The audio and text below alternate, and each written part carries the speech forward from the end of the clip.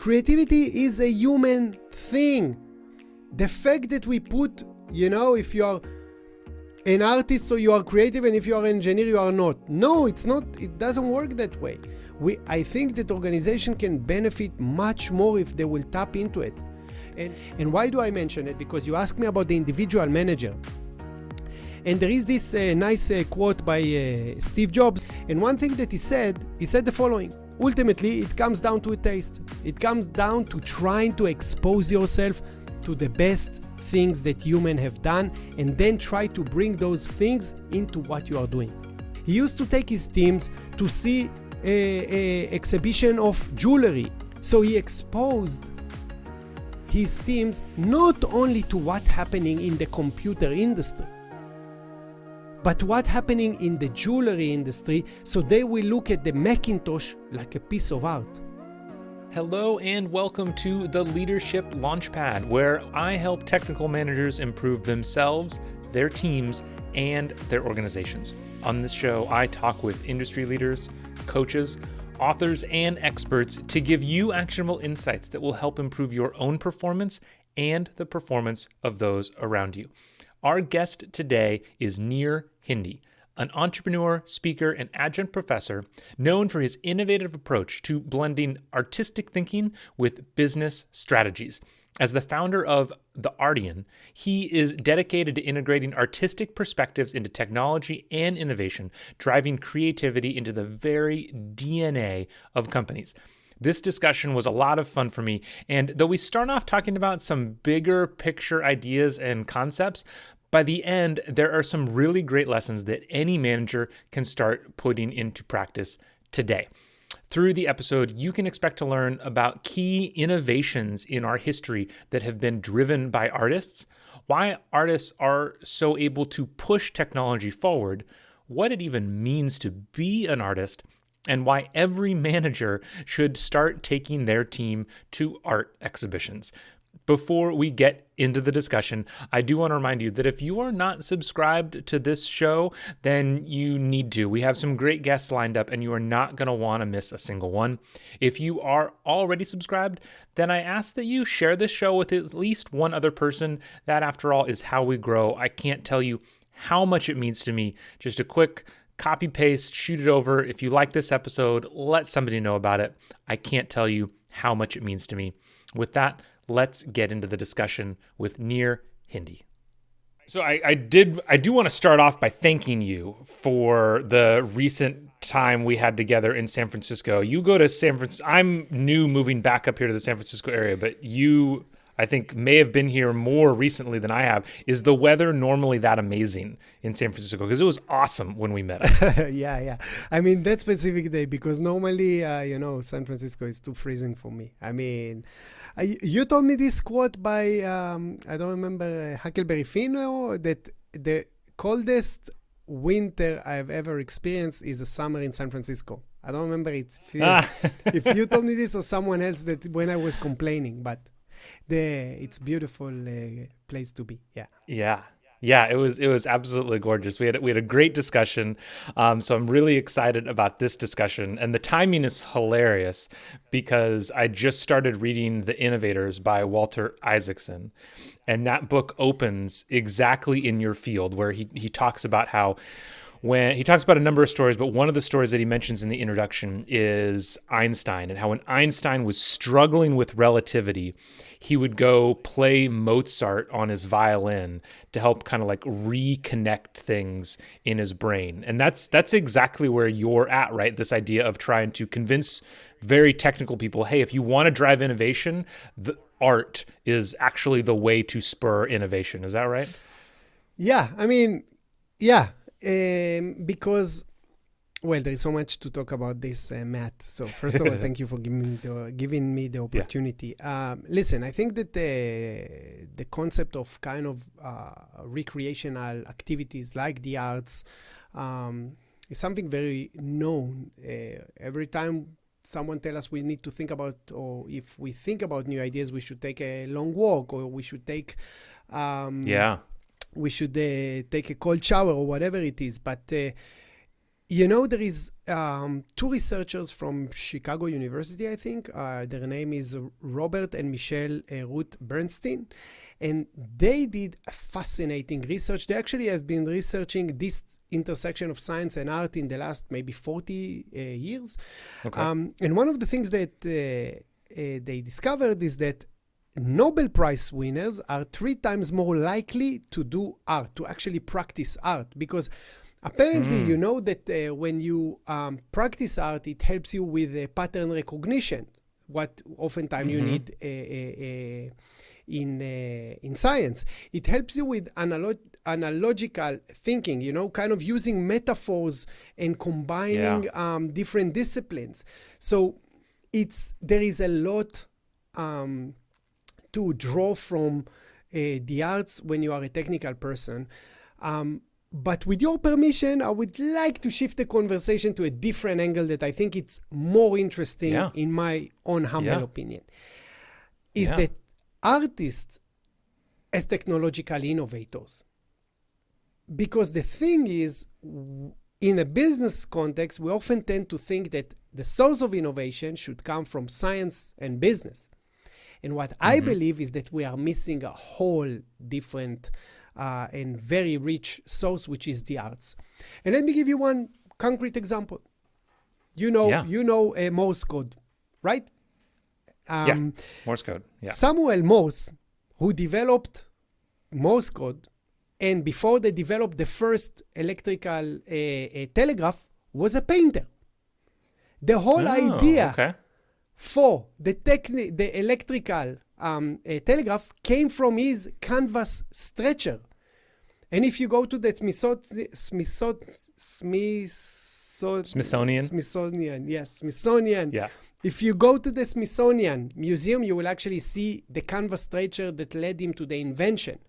And if you will cross the street and you will go to the National Gallery in Washington, you will see Samuel Morse painting. It's just we don't tend to think about artists as innovators.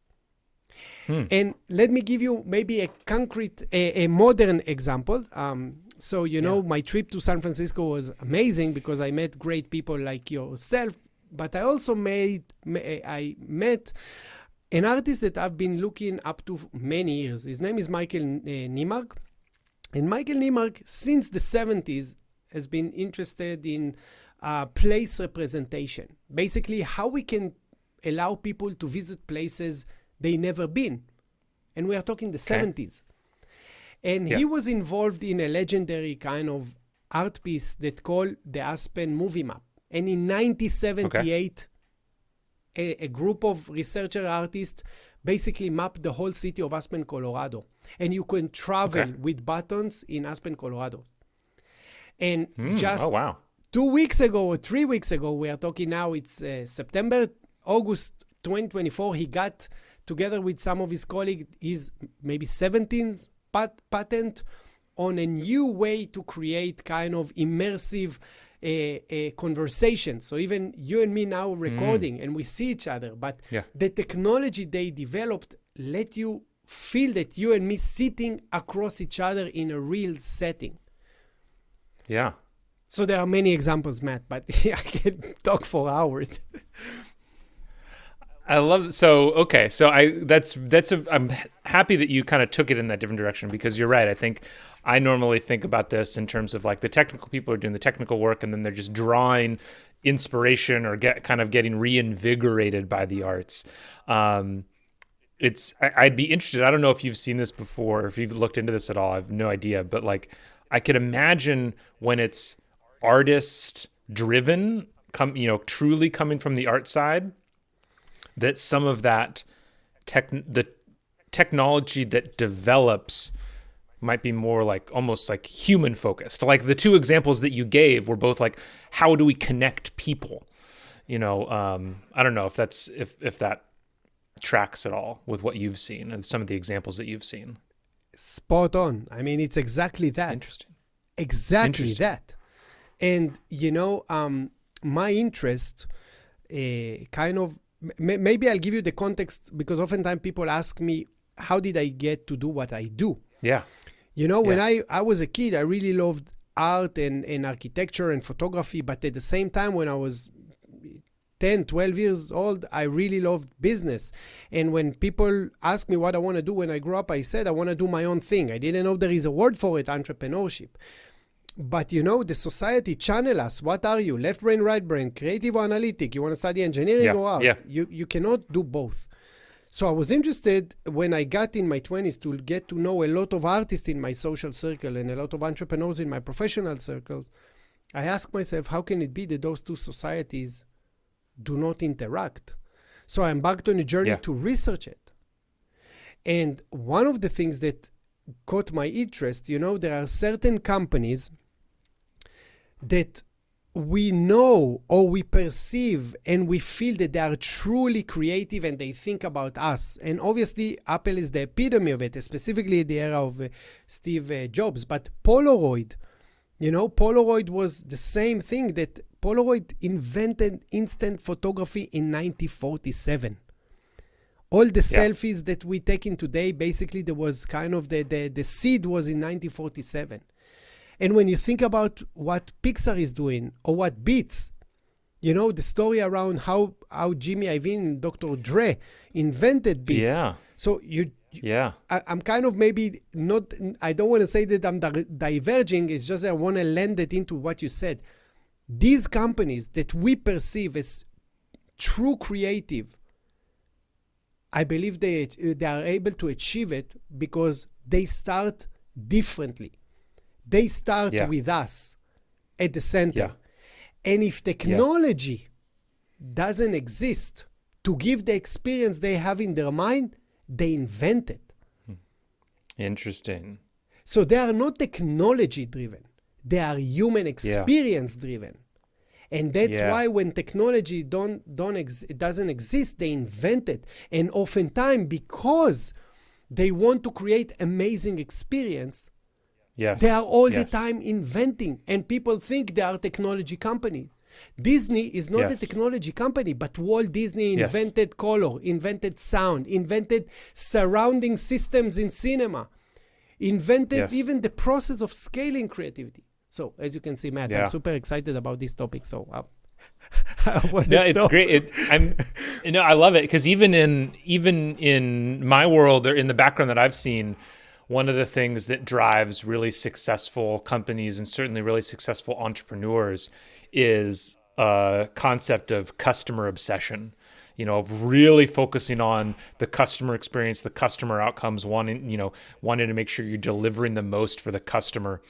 And I think, you know, businesses sometimes, you know, more technical businesses or just business-minded people in general kind of have to come to that conclusion of like, we really care about the P&L, we really care about the numbers, and then hopefully they get to this idea of, oh, the best way to take care of the numbers is to take care of the people. Whereas people who maybe come from a different background or an artistic background where like, obviously like, the experience is the seed of it, and so that's what grows. So that makes a lot of sense that like the companies just kind of start from a different point of view with a different point of view. That's interesting. When we chatted last time, you also I think it was with Polaroid or some, you mentioned some companies that almost had like artists in residence or just kind of like a much more deliberate way to try to foster artistic ability or creativity within the organizations. What are those? I can't remember those examples. Yeah, I mean, listen, there are, I want to touch two things you mentioned because you said there are some companies that are customer obsessed.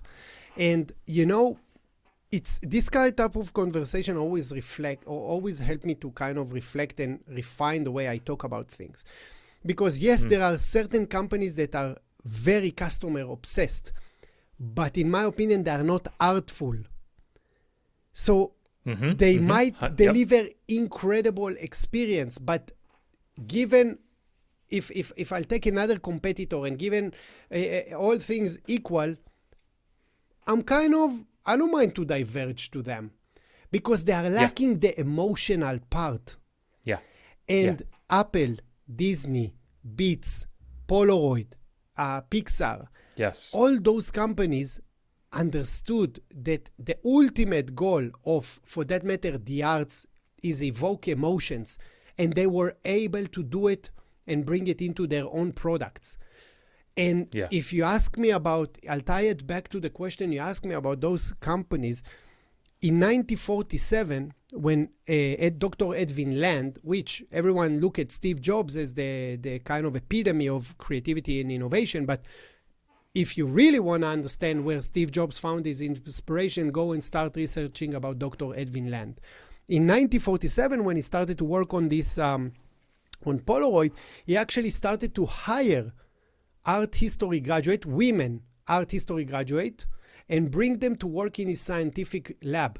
And the person that led one of the labs, she's an art history graduate. Basically, she already has more than 17 or 18 patents on her name. She pushed the technology a lot, but more importantly, she helped Dr. Edwin Land build a relationship with the artistic community. So when Edwin Land start to see that photography becoming more and more popular, and they developed the Polaroid was considered an inferior product for professional. It was perceived as an amateur product. So he met Ansel Adams, probably one of the most famous and important American photographers. And Ansel Adams immediately recognized the potential of the technology. And Dr. Edwin Land told him, listen, I want you to work with us. I don't know what you will do. I don't have a clue. I just want you to work with us. And Ansel Adams started to work with them. And he worked with Polaroid for 44 years, probably, 44, 45, until he basically retired. From 52 until 82 or 84. So 30 years. And the things that Ansel Adams did, because people ask, okay, what artists can do over there? First of all, he's the one that tested all their film and all their product in the field. Some of his legendary photographs in Yosemite were taken with Polaroid, and he's the one that gave them the feedback how to develop it and how to increase the quality of the product. And when you have someone like Ansel Adams, probably the most important photographer, American photographer, using it, it immediately elevated the product. Now, it's not that Edwin Land looked at Ansel Adams as a vehicle to elevate the product. He was really interested in the intellectual engagement with artists. So this is one example. I have many more. Just let me know. I'm sure. I mean, there's just I feel like, I don't know. What do you think? It's almost like artists just have this unique desire for, they have in mind a particular experience or a particular quality or a particular thing, and maybe they're just like really good at, just because they have such an exacting idea of what they want to create, they are then able to just like pull the maximum amount out of the technology and the innovation because they have such a clear vision of what they want to create. I'll tell you a few things. So when technology companies ask me about the work with artists, I want to say a few things about this. The thing about artists is that they are never satisfied with what you give them today. And that's why it's great to work with them, because they will always push the technology to the edge and more. So one way that artists gives you when you work with artists is that they push the way you think about technology, because oftentimes the technology that we have today are being used by the mainstream. Artists are never working at the mainstream. They are always one step, 2 steps, 10 steps ahead of the mainstream. So one thing that you can gain is that they will push your technology. But another way is that they will show you what your current technology can do in different contexts. And OpenAI just launched their Artist in Residence, I think maybe 2-3 months ago. So they have Artist in Residence program. And you have Google Quantum, my friends. One of my closest friends, Forrest Stern, is the principal artist at Google Quantum at Goleta in Santa Barbara. So there is kind of a lot of things. And for the listeners that listening to us but don't see us, this is a famous book that was published by Xerox PARC called Art and Innovation.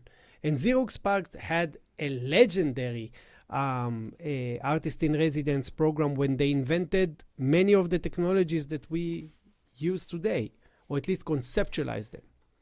So I don't know if I answered your question. So Yeah, well, I actually had a question on that. I think you did, and then I honestly don't know how do most artist in residence programs work? Is it just like, hey, here, use our tools and see what happens, and then they like push and pull? I honestly have no idea. So, how do artist in residence programs work inside organizations? you're asking excellent question. So one thing that's important to understand, there is no one size fits all. So one of my friend manages the artist in residence program in a Stratasys. It's a 3D leading company in 3D machinery. And the way their artist in residence work is that they kind of reach out to the artist and invite them to develop project together around things that also the company is interested. Other organization can just invite artists or open call. It's not we reach you, we just publish on our website, you can apply and you can just come and join for a period of 3 weeks or 3 months for that matter. And other companies will, like the Xerox PARC, for example, they were actually looking for artists that worked with specific technology that one of their specific scientists work. So that was technology and a scientist. Very deliberate. Made. Exactly. Yeah. So there is no one size fits all in that sense. Okay. But the idea is to kind of create a space where you can get these people who will test and push your product farther because of kind of their demanding vision of what they want to achieve. One angle. Another angle is that they will give you a different way to look at your own technology. Yeah. You know, and what are the potential uses that maybe you overlooked? Yeah. I love it. When you work with companies right now, how do you normally work with them? I mean, are you kind of encouraging them to set up these kinds of programs, or are there other ways that companies and artists can work together? It's a great question. First of all, you know, in the first step of me working with organization is actually open their mind to the potential of it. Most of them don't even think about the arts as a source for innovation. So oftentimes it can start from just inspirational and motivational keynote that I will show them technologies they are familiar with, they use, but weren't invented by technologists, were invented by artists. And that by itself is like, what? I never thought about it that way. Tell me more. Now, the thing about art is that art gives you a mindset and it gives you a skill set that both are super important for innovation. And maybe over here, Matt, with your permission, let me take one step back to kind of tell the audience what something I think is very important to know about art. You know, when I don't know about your audience, when I was a kid or when I was even in my 20s, I thought that art is painting and artists are painters because that's what we are growing up with. And when I started to speak with a lot of artists, I was like, what? How do they ask those questions? How do they think that way? And interesting. And then I realized kind of three important lessons about art. The number one and the most important, art is not an object. Art is not a painting, it's not a book, it's not a song, it's not a movie. Art is a mindset. And the project or the product at the end is just the end result of a thinking process. And it's this thinking process that we need to learn from. The second part is that contrary to business, it's something very important. Art is driven by originality. Art is probably one of the fewest spheres that originality has value. If I will copy you, Matt, I won't be considered original or creative.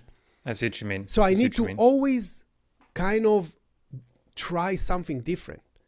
And you know, there is Jim McKelvey, that co-founded Square, the online mobile payment, he's an engineer, but he's also a glass artist. And he used to fund all his companies by selling his artworks.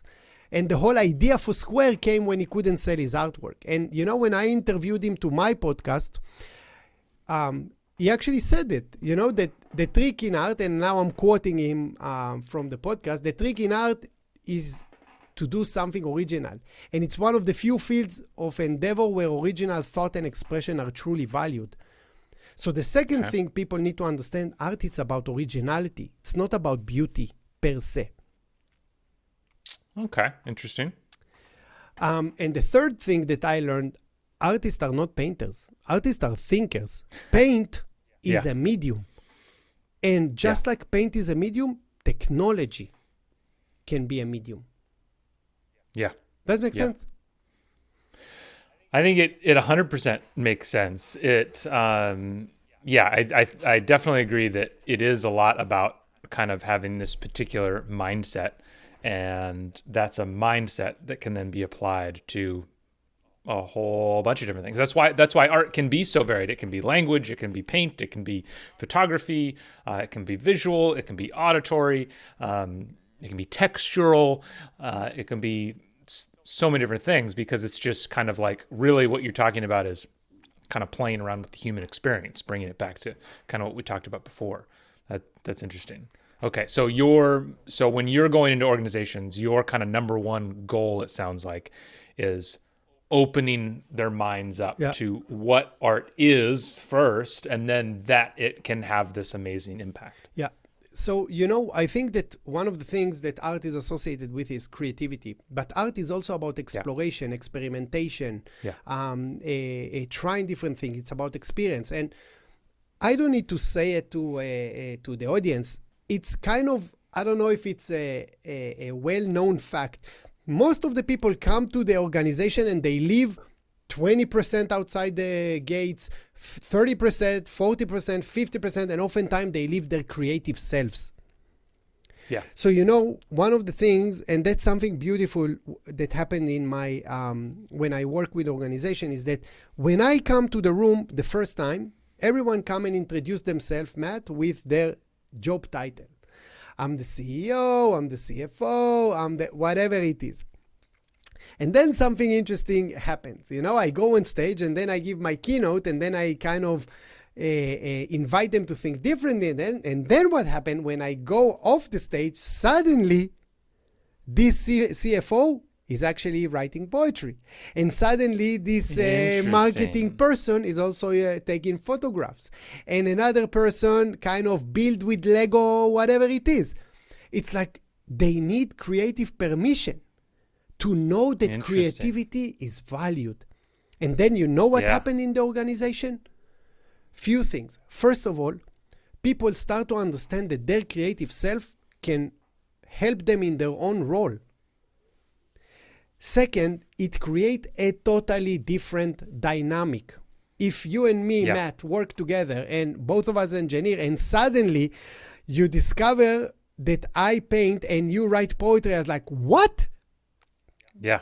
So it's a whole new way to interact and connect. Exactly. And I had those cases that, and the third thing that happened, that specifically in business organization, if you have people that come in from the liberal arts and the artistic background, they always, in a way, feel inferior.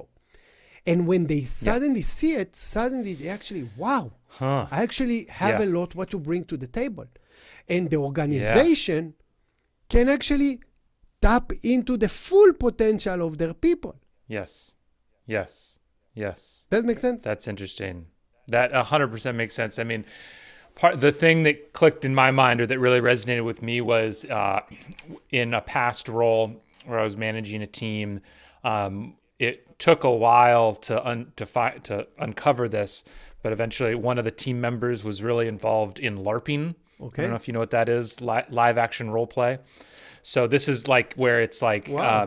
they get together and everybody has homemade costumes to pretend they're like medieval characters or fantasy characters, and they go into a big field and they like have fights with like foam swords and stuff. And, Wow. it's like, it's a really big deal, and it's a really, really creative community, subculture.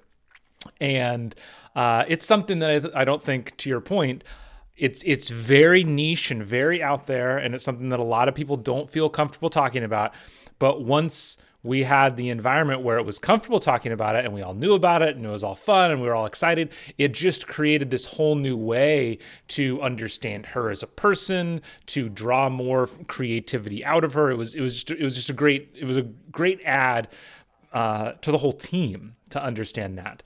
Here you go. You don't. So what you're saying? Yeah, you don't need me. You already you experienced it. Yeah, absolutely.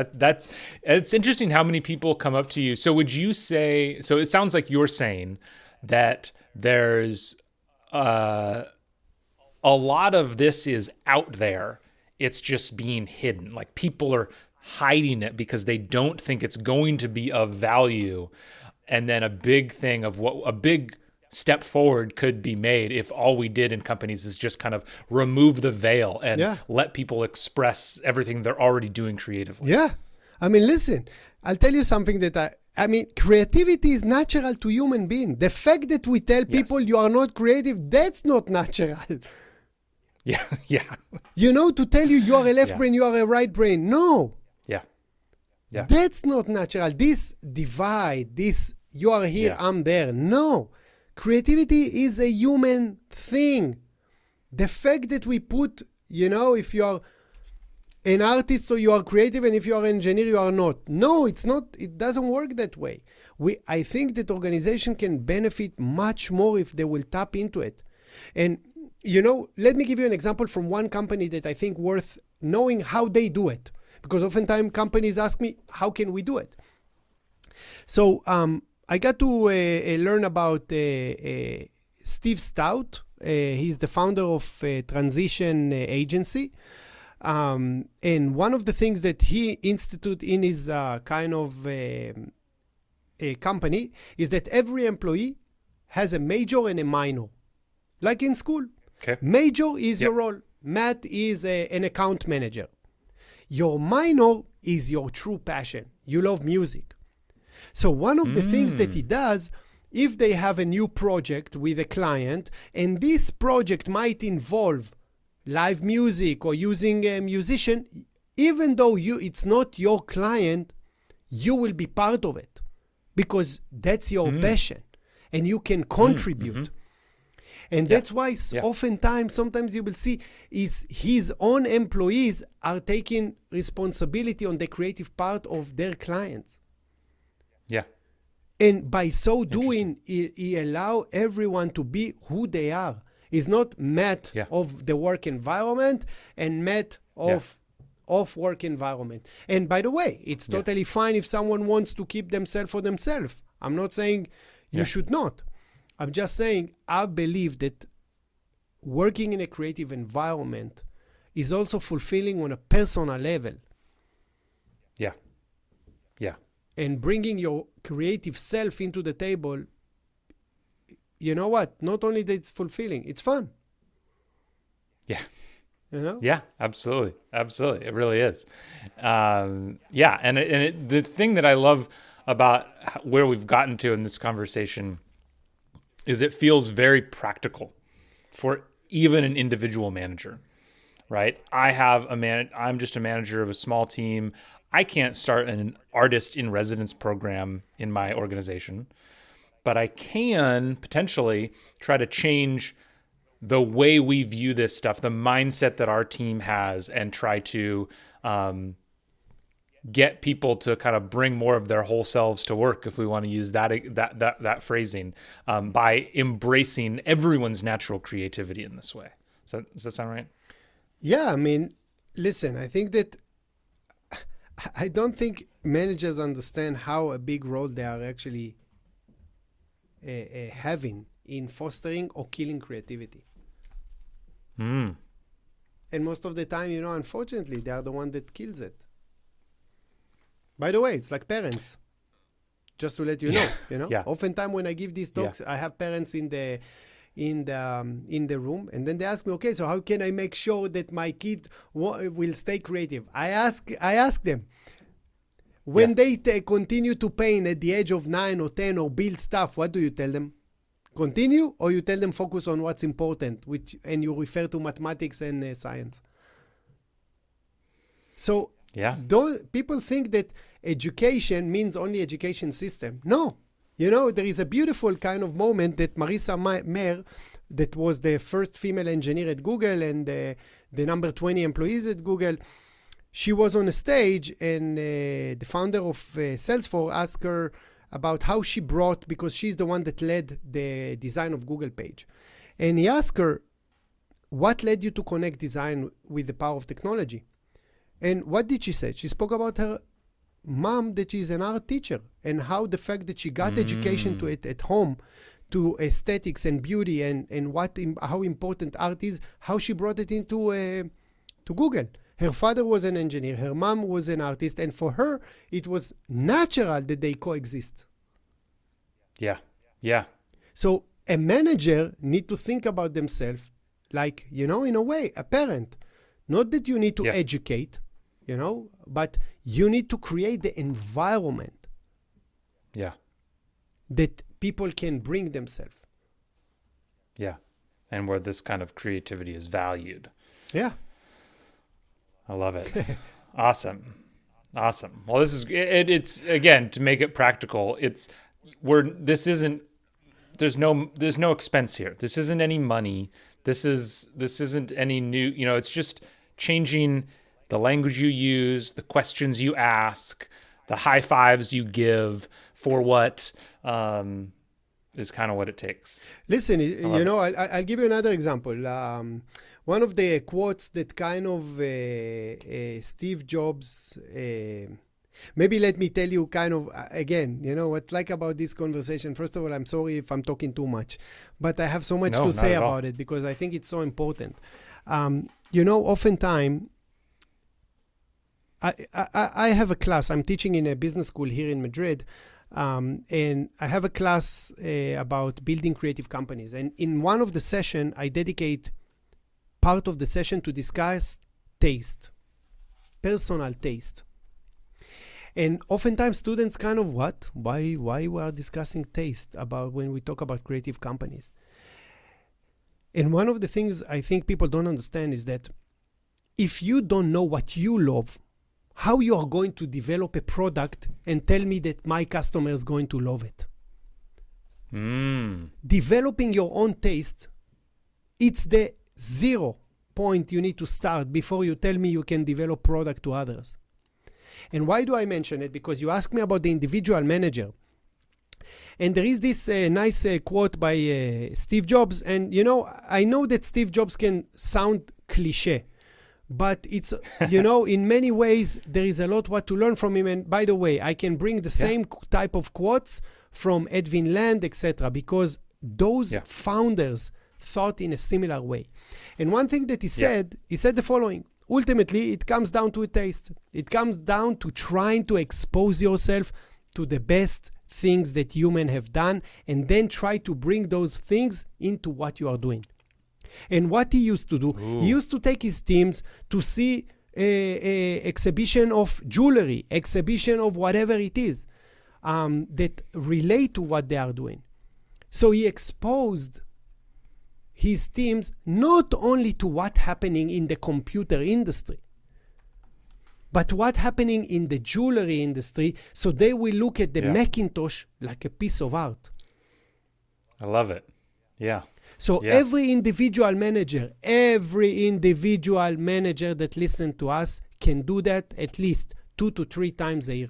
To take his team or to take her team in the morning to go and choose one exhibition that they think can contribute from an intellectual level, have a breakfast after, discuss what they learned, what do they loved about it, and then how can we bring it to what we do? 3 times a year. So easy. That is so easy and so incredible because I can almost guarantee you that no one has ever gotten manager advice that says 3 times a year, take your team to an art exhibit. Yeah. Like nobody's ever been told that. And it makes so much sense. That's too good a note to not end on. I think that is such a great ending point. But I know you're very passionate about this. You have so much more to give on this. What if people are, we're just scratching the surface on this subject. Totally.